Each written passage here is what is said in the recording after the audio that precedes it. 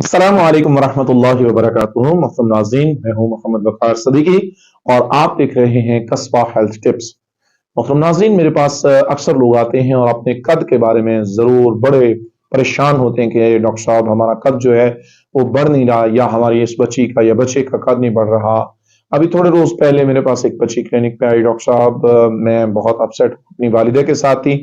तो उनकी वालिदा भी बहुत परेशान थी। वालिदा का भी कद बिल्कुल ठीक था, वालिद का भी कद ठीक था, लेकिन बच्ची का कद बहुत छोटा था। और बच्ची की उम्र भी तकरीबन 18 से 20 के दरमियान थी। तो मोहतरम नाज़रीन, कम से कम इस उम्र के अंदर बच्चियों का कद भी अच्छा होना चाहिए। रिश्तों में भी बड़ी परेशानियां बनती हैं और भी बहुत सारे मसाइल होते हैं और अगली नस्ल के मामलात भी होते हैं। लिहाजा बच्चियां हों या बच्चे हों, अपने कद के बारे में वो बड़े फिक्रमंद रहते हैं। अगर कद छोटा हो तो, अगर बच्चा हो भी बीएस वगैरह का स्टूडेंट या एफएससी वगैरह का स्टूडेंट हो, तो उसको बहुत ज्यादा फिक्र रहती है।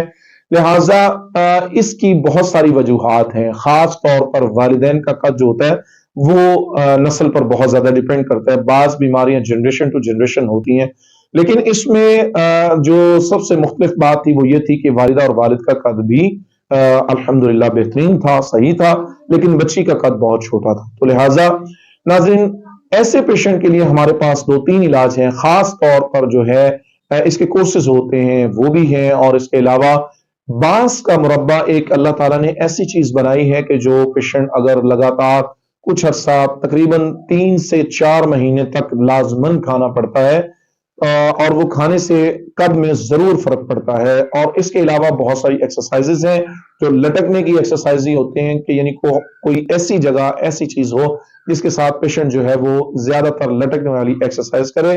और एक्सरसाइज करने से इंसान के मसल्स जो होते हैं वो खुलते हैं, और वार्म अप होने के साथ वो जिस्म खुलने के साथ जिस्म जो है वो बढ़ता है।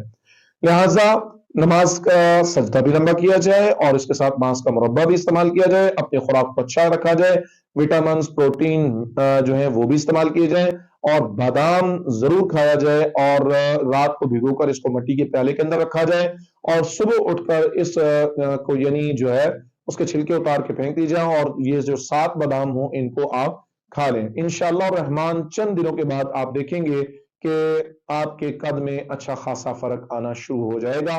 और मुकम्मल तौर पर आराम के लिए कुछ अरसा इस ट्रीटमेंट को जो है वो जारी और सारी रखें।